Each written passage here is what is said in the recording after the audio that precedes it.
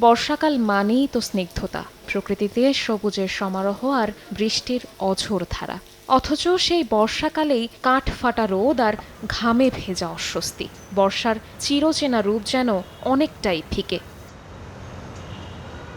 আবহাওয়া অফিসের তথ্য মতে গত কয়েক বছর ধরেই আষাঢ় শ্রাবণ মাসে বৃষ্টিপাতের পরিমাণ উল্লেখযোগ্য হারে কমেছে।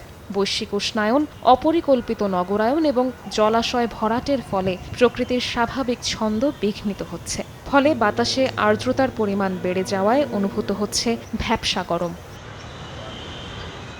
আবহাওয়াবিদ জানিয়েছেন, বৃহস্পতিবার থেকে একটি লঘুচাপ সৃষ্টির সম্ভাবনা আছে। এর প্রভাবে আগামী কয়েকদিনের মধ্যে দেশের বিভিন্ন স্থানে বৃষ্টিপাত হতে পারে।